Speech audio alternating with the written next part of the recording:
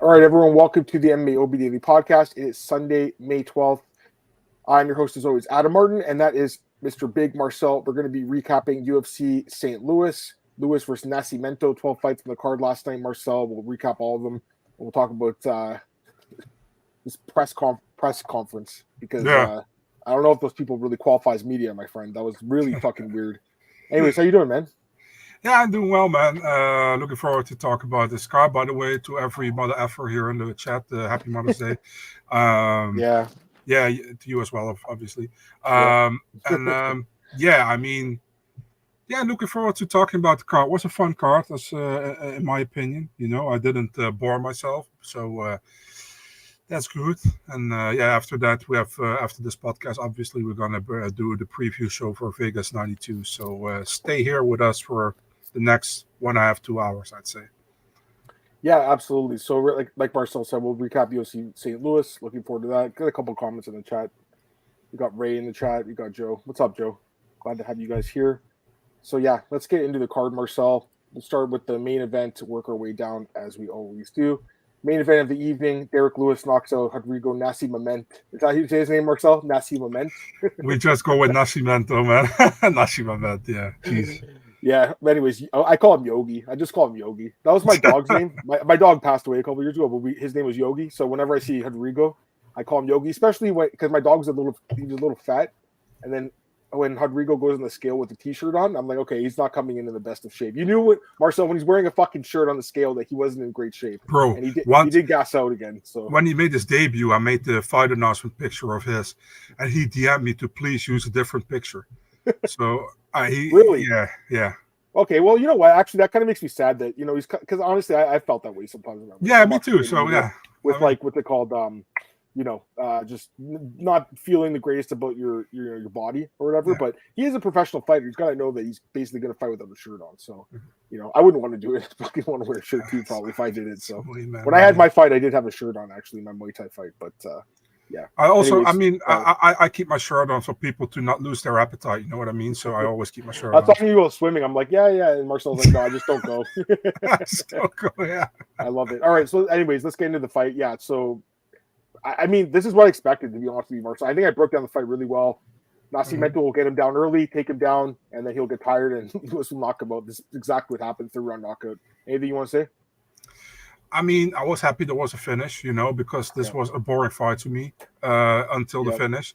I mean, Lewis tried to take him down in the first round. I was like, dude, is this the surprise you have for us? Please don't, you know, go for broke.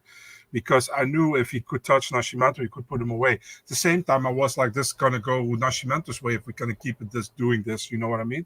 So, Lewis got the finish. I mean, I felt like the aftermath was more fun than the fight itself, you know, pulling his pants down, waving his pants in Nascimento's face, like, what the fuck was that? Then throwing his cup into the audience, and then showed his bare ass to the audience. I mean, I was laughing pretty hard. I'm not gonna lie. Like the thing when he knocked out Rodrigo de Lima last year, where he like took his pants off and then like went around the octagon, that was hilarious. And then this time he fucking mooned the media and then threw his cup at them. So we gotta talk about this. I don't know who the fuck this guy is, this media member, but at the press conference he goes, "Hey Dana, I caught Derrick Lewis's cup and he signed." I was lucky enough.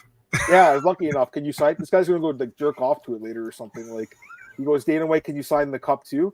Like, dude, I mean, come on. They got to vet the media a little better than this guy's. Like this is ridiculous, Marcel. Are you kidding me? You're going to have guys that, listen, he threw it in there. It was kind of funny. If he threw it, I don't know. Like, let me ask you a question, honest question. If he threw it and it was right in front of you, would you touch it? Yeah, and I would sell it on eBay, and I wash my hands. Yeah.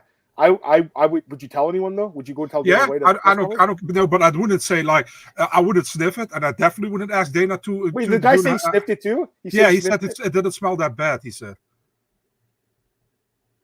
Yeah. Okay. All right. Yeah. Bro, I mean, come on. It must have smelled like a sweaty, like crotch. I mean, Derrick's balls are hot again. The only people who should be able to know how Derrick's balls smell is his wife and himself, you know, and nobody else. You know what I mean? It's just weird. You're slaying it today, man. You're a funny guy. anyways, the whole I don't know if you guys saw it, but the press conference was a fucking shit show.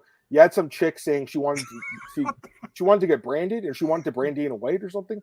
Dana's like, what the fuck is going on here? Yeah, on her back or something, she wanted to have something branded, and she Who asked are if these Cowboy people? could, like, yeah. And Dana was like, "No, I'm not going to bring you in contact with Cowboy to do that." I don't know what these people are talking. It was so weird, man. Like I said, I don't know how they're vetting the media. Like, they deny some pretty good people, and then they let these people in. It's bizarre. It's fucking bizarre. Anyways, just getting back to the fight. Yeah, I mean, Lewis looked amazing. I mean, he didn't look amazing, but the knockout was pretty amazing. I'll say that. Yeah. It's a classic Lewis knockout. 15 knockouts in the UFC, man. You know, all-time record. Mm-hmm. Let me ask you a question. Hall of Famer, Derrick Lewis, one day?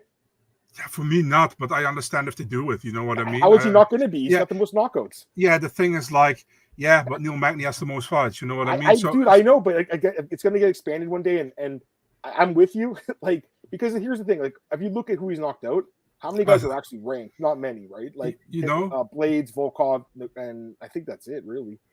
Adam, I think they should do an extra wing for something like accomplishment wing. You know what I mean? Yeah, something like that. They're gonna have to, because like a lot of these, like you said, Neil Magny's not a Hall of Famer, right? But if he's gonna end up with like what 50 fights or something, like how you're not gonna put him in too. So I'm with you. Anyways, I think it's the time has come for us to finally see Lewis and Jairzinho Rozenstruik, right? Like that's the fight, isn't it? Probably not. I mean, the UFC could have booked that already 2 or 3 times, but they don't, so probably not.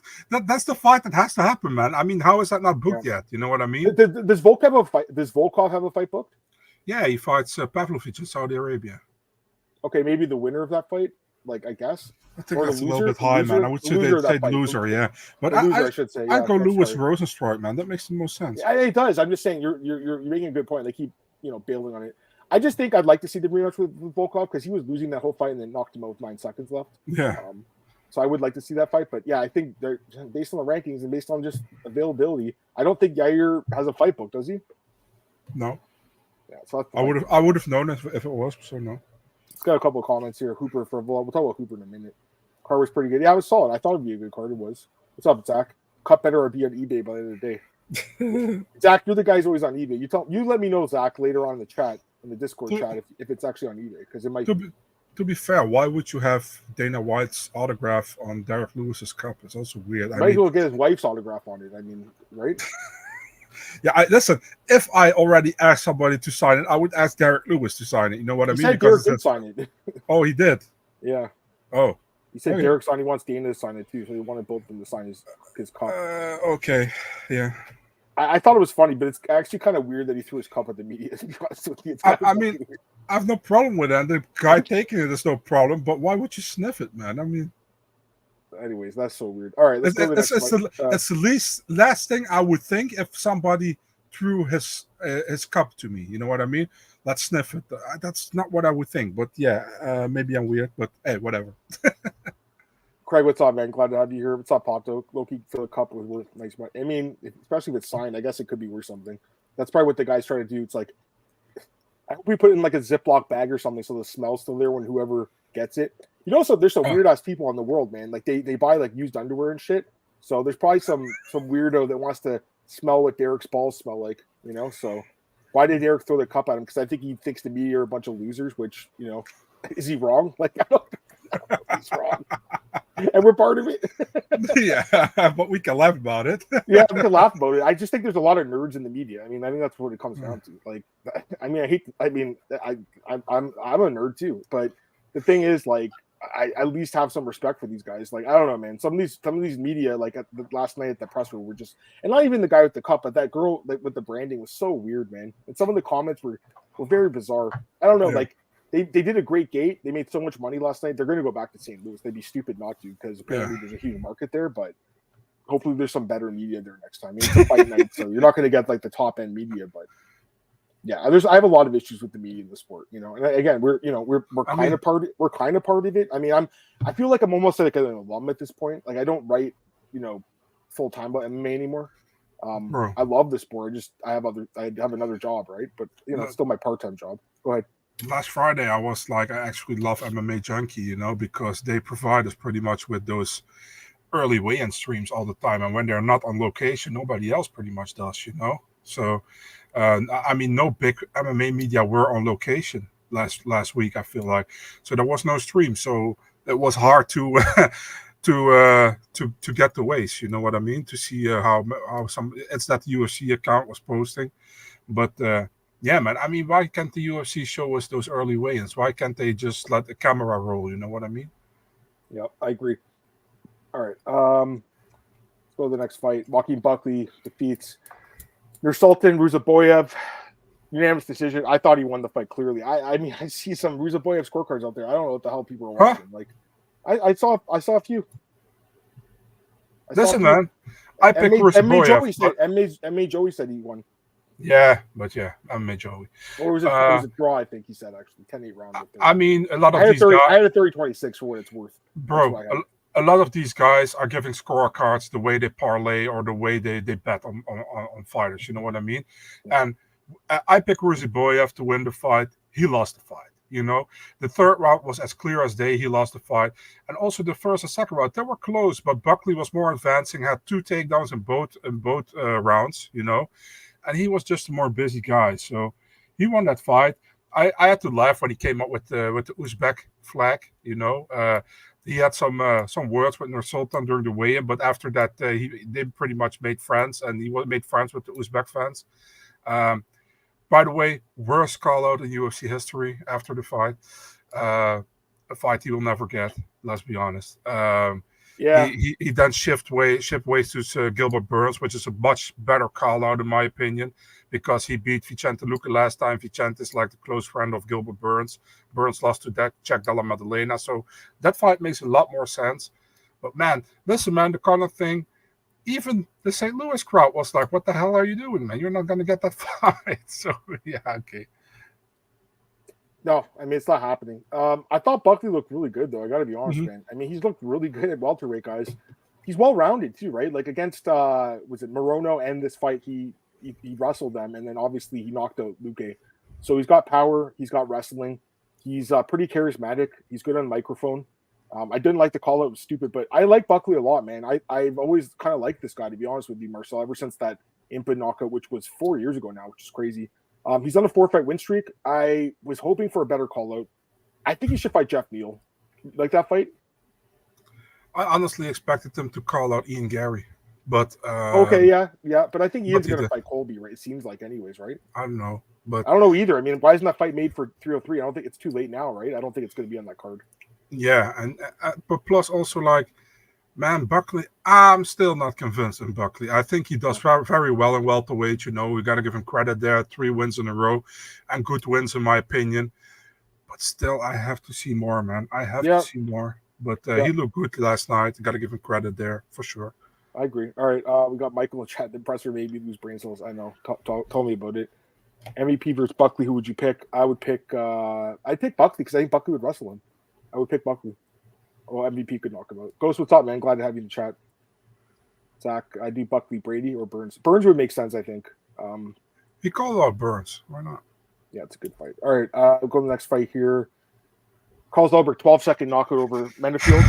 Jesus. I mean, what was Mennefield thinking, really? Like, the worst game plan of all time? Like, yeah. I don't understand why he would rush in against a guy like this with that much power. Alberg's really good. I think we know that now. You know, he had that one loss to Kennedy, but it was a fight he was dominating and then gassed out. Since then, he's won 6 straight fights, 5 in a row by stoppage. He's knocking guys out, submitted his last opponent. I think he obviously deserves a top 10 opponent. Looking at the rankings, I think, Marcel, they're going to give him a big step up. I don't think it's just going to be a moderate step up. I think they're going to give him a big step up. And I was talking in the Discord last night. I think that a fight against Rakic would make a lot of sense right now because Rakic just got brutally knocked out in his last fight. And the UFC could potentially have another start here with Alberg if he goes and knocks Rakic out, which I think is possible. Rakic is a really good fighter. It'd be a really good fight. They're both strikers. Rakic has a little bit of wrestling too, but I think it'd be a really fun fight. So what do you think about that one? You like it? I already told you what I want to see. What's that? Johnny Walker. Oh, Walker? Johnny Walker? Yeah. That's the other fight too. Yeah. Makes a lot of sense. You know, both guys are strikers pretty much, you know, and I like to see that fight. Also, Johnny Walker comes off a loss against Ankalaev last time. Rocky's also good. Good, how do you say that option? So, yeah, man, Mennefield. Manifield, I mean, what was the game plan? Rushing in, trying to bum rush him and knock him out. I mean, Alberg too technical to do that. You can't do that against him. And he showed. And, man, 12 seconds, I think was a phenomenal stoppage by the referee, Oh, yeah. He walked up, he was like this. He had his hands up, and his body was like wobbling. Phenomenal stoppage, man. Because always those guys who are, what's his name? Nick Barons. Like some of these refs, I wasn't too familiar with. Obviously, they're Missouri refs, but let's give credit when credit's due. It's funny because the one ref that is not from there, Keith Peterson, I think had the worst performance on the card, and I think the other refs were actually quite good. So I agree with you on that. Who's next for Zhang? Suarez, I would say. Oh yeah. I wasn't sure what he was talking about. We could do Krylov. I don't know where the fuck this guy is. He just kind of like ran away. Walker, is he fighting Uzdemir? Is that fight happening? Oh fuck, you're right. Yeah, good call. Saudi Arabia, right? Very good call, Gabriel. Yeah. There's also Anthony Smith out there, but I think he's going to fight Bogdan. I think that's the fight they're going to do. The mirror could be wrong, but it seems like they're going to do it. Do you have any intel about that one? You know? No, I haven't.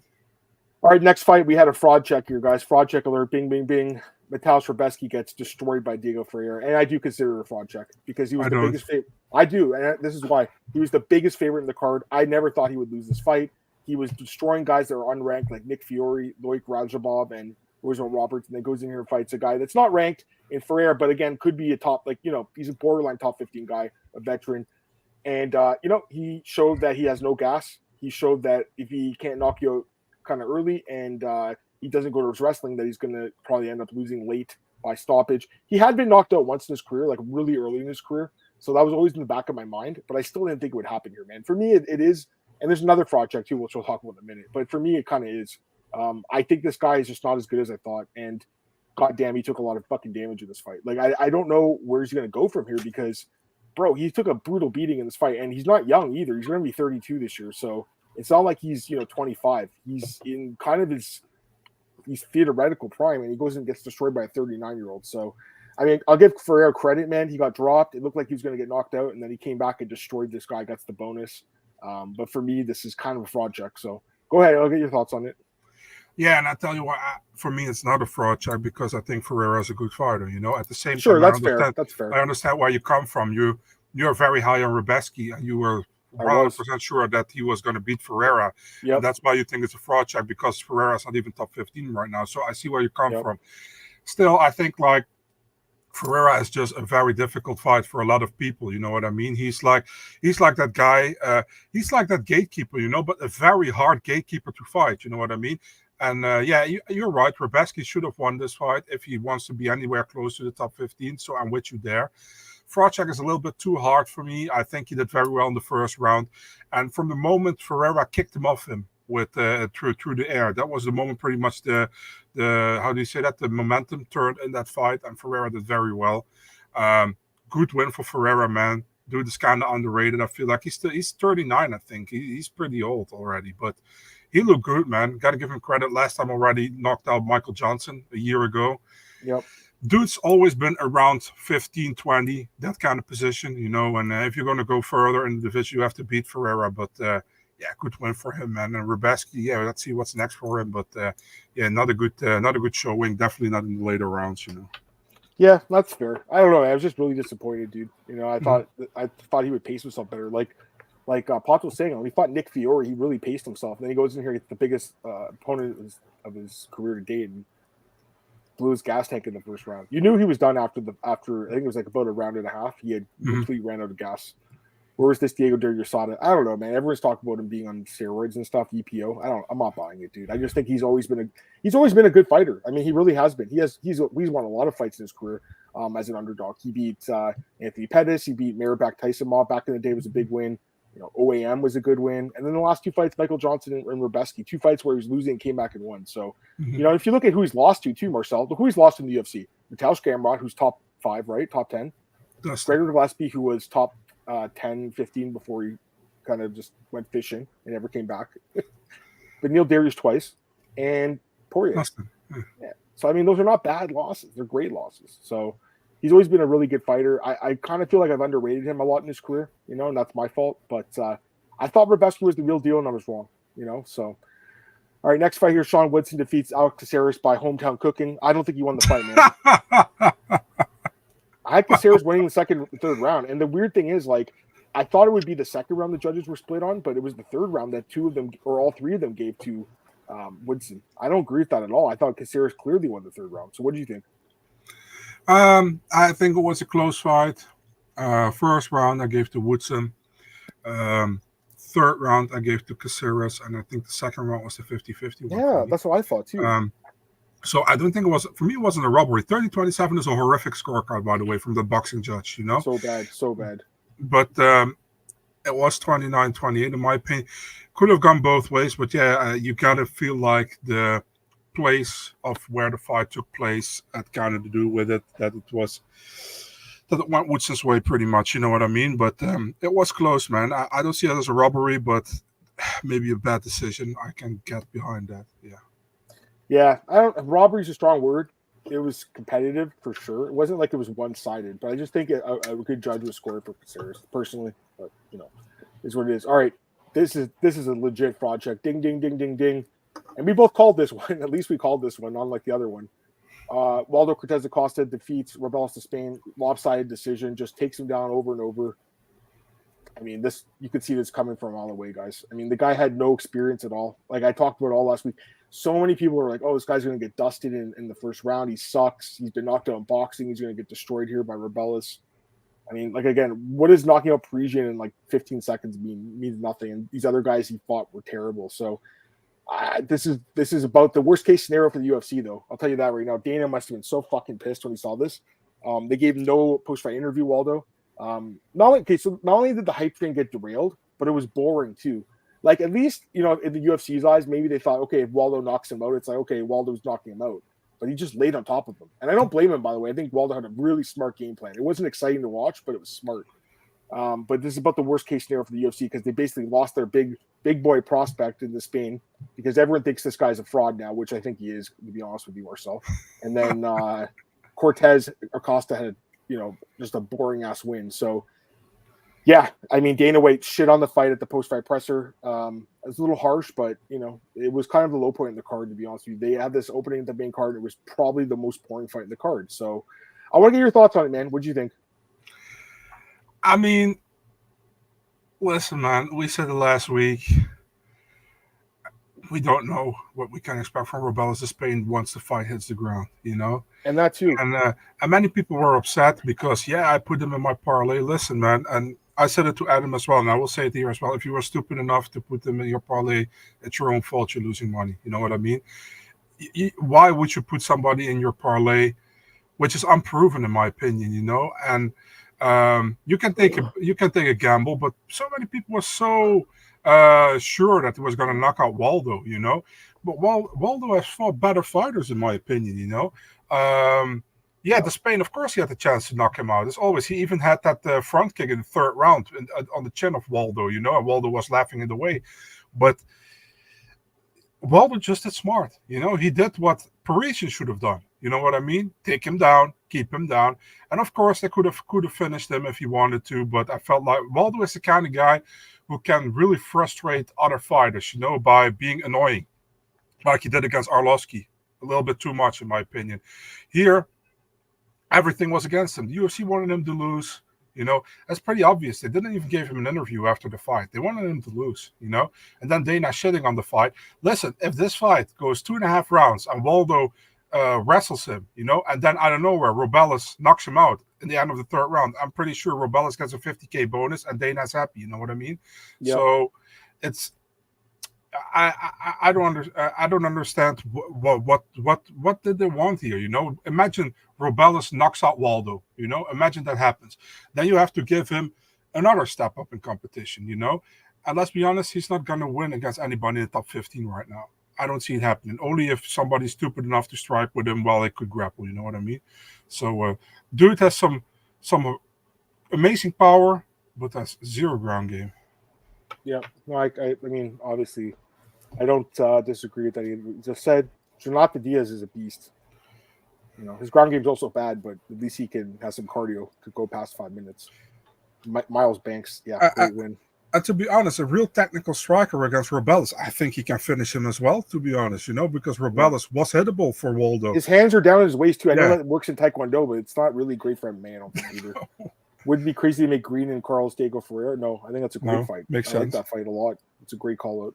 Why Dana didn't have the same attitude when Gary beat Neil? I don't know. I mean, when Gary beating Neil was such a boring fight, and then some media members like, hey, it wasn't the most exciting fight, and then Dana's like, hey, Ian Gary's behind you, right? And then they started shitting on this media guy, which he wasn't wrong, because here was boring too, yeah. Because they have favorites. They have favorites, and they don't even try to keep it under the table or whatever. Who their favorites Let me ask you a question. What if Robelis did the same thing to Waldo? Would you think he would have the same reaction? He would say like, yeah, it's only his sixth fight, and he already defeated a guy who had already like 4 wins or something in the UFC. 100% what he would say. Yeah. All right, so that was our consensus. We had 2 consensus dogs. That one cashed though. That was a big dog. He was like plus 200. Ching, ching, ching. Yeah, but the next one, I got to give you credit on this because you were all over this one. Chase Hooper fucking destroyed Vyacheslav Borisov. Crazy, man. Holy shit, dude. I mean, this was, and look at the stats bar. So I'm going to read the stats, okay? So the fight lasted a round and a half. It lasted 8 minutes actually in the dot. So Chase Hooper had 1 knockdown, 62 significant strikes, 129 total strikes, 1 takedown, 2 submission attempts, 6 minutes of control. Borisov had 2 strikes landed. 2 strikes landed. That's it. So the total strikes were significant strikes, 62-2. Total strikes, 129-2. I'll say this right now. The first round is a 10-7 round. That is a 10-7 round. I saw you tweeting that. Yeah. That's a 10-7 round. How is it not? He destroyed him in every possible way. Why even have 10-7 in the criteria if we're not going to use it? That's a 10-7 round, guys. The referee should have jumped in there multiple times. Keith Pearson gave Slavokov so many chances. And then, funny enough, he does that Brazilian tap thing in the second round and they stop the fight. It's almost like a mercy stoppage. But to me, he actually tapped. I think he did tap. And also, when Fedor fought Verdum, he did 1 tap. You don't have to tap multiple times. It's just 1 tap's enough. He tapped out. I'm sorry, but he did. And honestly, he saved him a little bit more damage. But let's give Chase Hooper some credit here. My God. And I'll give you some credit. You called it. Great call. Dude, you look fucking amazing. Holy shit. I mean, I'm not gonna. I picked Hooper, but I didn't thought it was gonna go this way. He knocked him down early, and I absolutely did not expect that. I thought he would be dominant on the ground. He was, but after knocking him down, and dude, this was like a complete Chase Hooper performance, amazing performance by him, man. And I think Faber gave some good advice to Slava, man, in between rounds. He was like, dude, you have to respect Hooper's power in the striking, and I think Borisov didn't respect Hooper as a striker before the fight, and once he got hit with the power, it was too late for him, I think Hooper did amazing, man. It was one of the best performances of the card and one of the best performances of Hooper's career, in my opinion. And it's fun to see, man. He's still a super young guy, I think he's 24 or something, or 23. And he has so much experience now. I always thought that the UFC signed him too early, you know what I mean? But yeah, if you can show this, and I think he will get better down the way. So great win for Hooper, man, which deserved a bonus in my opinion. I don't know how he didn't get a bonus. They should have given an extra bonuses in this card. Come on. Like they did. Dana's bragging about how much money they made, and then they're like, yeah, we gave the normal bonuses. Like, come on, guys. Come on. Wallace should have talked to Dana and apologized, saying he can do it against Font. Maybe. I mean, I also thought it was a tap. It looked like one. First 2 decisions were suspect. We'll talk about those in a sec. If Chael tapped, so did Slava. Yep. Looked like Slava tried to find Chase's hip. I don't know. It looked like a tap to me, personally. What do you think? Do you think it was a tap? I think it was. I mean, I was watching it and I thought it was a tap. Then I see the replay and I see Slava doing this and he was grabbing something. But still, if you grab, you go this, I would say, and you don't go this, Yeah. So, I think it was a justified stoppage. You know what I mean? Yep. Esteban Ribovic destroys Terrence McKinney with a head kick in 37 seconds and doesn't get a bonus. Crazy. How does he not get a bonus? Tell me how. I have no idea. This was like a 100% sure bonus to me, Great knockout from him. And man, so many people always shitting on Terrence McKinney. Dude came to the socials afterwards and congratulate Ribovic on a great win, man. That dude, Terrence is a solid dude, I know he's not probably going to attack any top 15 because he's super entertaining, but he loves openings and he gets it. It's finished or finished with Terrence McKinney all the time, But I give Derrick some credit, man. He's a good dude. He got knocked out by the better fighter, in my opinion. Ruziboev is really good. I like his style a lot. We both like Ruziboev a lot here on the show. So great knockout, man. Yeah, no, it was fucking phenomenal, dude. I think he deserved a bonus. Like, I don't know how you don't give it one. That's ridiculous. They should have given up 4 bonuses plus a fight of the night. They should have did that. I agree. Pat with the Ricci split decision over Tisha Pennington. I didn't think she won. I thought Pennington won. Who'd you think won? I think it again was close, and you could give it to Pennington. I think Pennington was more like, how do you say that? She did very well, much better than I expected, pretty much, And Ricci is the kind of girl who is too many times in close fights. And actually, Pennington is the same because Pennington lost her last 2 now by split decision. Yeah. And Ricci lost her last one by split decision, and now she won by split decision. These are girls who are around the top 15, but they cannot get over that split close decision hurdle. You know what I mean? So I actually looked at Pennington's record last night, and in decisions, so she's had 16 UFC fights. She's 9-7 overall, but in fights that have gone decision, 7-7. So you're flipping a coin when the judges are involved in her fights. And that's why I wasn't super confident last week. I was like, I'm picking her. I thought she won, man. I really did, but I wasn't super confident. Just her style. She doesn't do a lot of damage, right? She throws a lot of shots, but they're not damaging shots. It's more volume than damage. Yeah. I just don't know what Pennington Ricci did to win the fight. Ricci to me wasn't that effective either. So, but again, the UFC's got their favorites too, right? So they were happy Ricci won. I'm sure they were happy that she won. And I'm sure her boyfriend was happy. Callum Walsh. Is that his name? Callum Walsh. Yeah, he was the kid side. Yeah. Next fight of the night, dude. I'm telling you right now, if you asked me what the fight of the night was in the card, I would have never picked this fight heading into it. But my God, what a fight it was. Trey Waters defeats Billy Ray Goff by unanimous decision. Hell of a fight.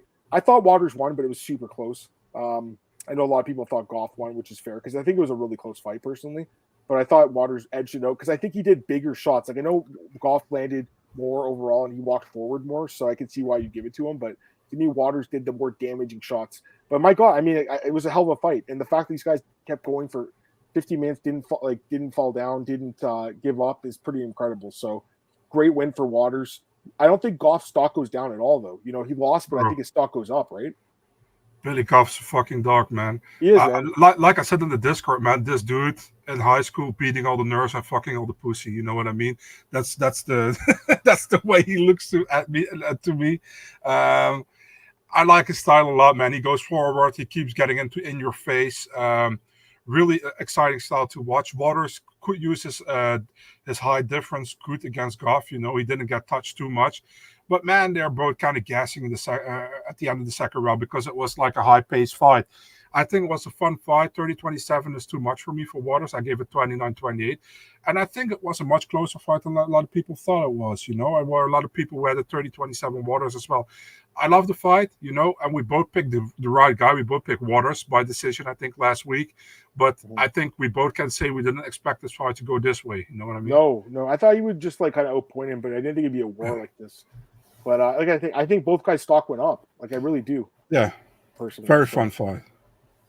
Next fight here, Charles Johnson. I did pick this one as a dog Marcel over Jake Hadley. To me, this was kind of an easy pick. I mean, fighting at home in a fight that's going the distance, you think he's going to get the decision he did. I thought it was close, though. I'll say that. I think it was a close fight. Went down to the third round. He won the fight, though, unanimously. I don't think you have a problem with it, right? I have no problem with it. At the same time, I could see Hadley winning the fight. I think one was clearly Hadley, second round clearly Johnson, and third round was Pick'em, in my opinion. They went with Johnson. I have no problem with it at all. If they went with Hadley, would have no problem with it at all. It was a close fight. It was a fun fight as well to watch. Both guys were very competitive with each other, as we suspected. Fun fight, man. Yeah, I agree. And then opening of the card, Veronica Hardy, Dan's wife, gets the win over JJ Aldrich. Another competitive fight, but I think the judges got this one right because I think Hardy won the first 2 rounds, and then Aldrich finally did something in the third round. They're not calling it a knockdown, by the way. It looked like a knockdown. It was, in my opinion. I don't know how they're not calling it a knockdown. I mean, they also didn't call the knockdown with Justin Gaethje, Max Holloway. They're just a bunch of idiots. But I don't even understand what the criteria is anymore for a knockdown. That's why these stats, we have to trust them because we don't have any other stats. But they're kind of questionable. We're just going with our own view, you know what I mean? I think Hardy did enough to win the first 2 rounds. I know Aldrich tried to control her against the cage, but I think Hardy landed the shots that had more impact, and that's why she won the first 2 rounds. Third round clear round for JJ Aldrich. Didn't do enough to get that 10-8 to get the draw. Good win for Veronica Hardy. I think Dan had the Hardy next side to octagon.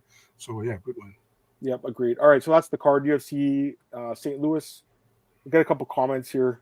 Yeah. Was that illegal knee off Waters? Maybe. I have to watch it back. Bro, that kick from Nursulton against Buckley. That looked like an illegal kick. I don't know. And they even stopped the fight, so why not take a point then at that point? It's kind of weird.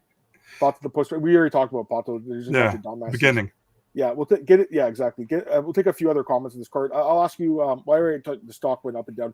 Card of a 10, I would say 7. Is that fair? 7? A 7, yeah. I give a 7. Yeah, a good 7. Yeah, like an above average card. I would say that. Any other comments, guys? Throw them in here. What We're gonna get the UFC Vegas 92. What did you think about Dana saying that the Apex is gonna? He's lying. Yeah, you think it's not gonna go? I mean, it makes sense to go because they're making more money on the road. But I just don't. I don't trust Dana anymore. Really, who does? He says this stuff. It's hard to trust him, right? So, I trust my 2-year-old niece more than Dana. So. I apologize. Last week I missed some comments at the end. The chat didn't refresh for me. That's my fault. I guess. I mean, my computer's kind of slow too. But if anyone has any comments, tell me right now, and I'll read them out. What did you think about? By the way, they're giving Matt Brown a part. I love that. Cool. Yeah, it was cool. Yeah, Matt's again. Is he a Hall of Famer? Probably not, but he should be one. There's got to be another wing they got to create for like these. Yeah. These guys that were just really exciting fighters, I'm with you. They aren't legends. Like, he's not a legend, but he's like very good fighter, Yeah. Also, the word legend gets way too much put in these days. A legend to me is an Anderson Silva at GSP. But Matt Brown, he's like a mainstay, a great fighter. And I like that word. You always use that word. Mainstay. You like that? Yeah, and that's respectful. Yeah. Sure it is. A couple of comments. Thoughts on Matt complaining he wasn't on 300. It's worthwhile complaining. He should have been in that card. He probably should have fought Jim Miller instead of Bobby Green. That would have been a more competitive fight too, I think. Matt to the Hall of Fame. We just talked about it. I mean, it's possible. I would say probably not personally, but again, there might be some room for these mainstays, like Marcel said. Yeah, we also have to keep in mind it's the UFC Hall of Fame. It's not the MMA Hall of Fame; it's the UFC Hall of Fame. So, and there's no one voting on it. It's just whoever Dana and exactly Hunter Campbell and Sean Shelby and Mick Maynard want in. Yeah. Have you guys seen the Khabib reports about tax evasion? Yeah, I saw. Yeah. I don't know what to think about it, honestly. Same. All right, let's end this podcast now. We'll get to the UFC Vegas 92. Wow, it's crazy. Well, it's at UFC Vegas 100. We'll get to that preview in a second here. So appreciate you guys joining us. Just give me a second here. I'll tweet out the new podcast, and we'll talk to you guys in a minute. We'll break down UFC Vegas 92.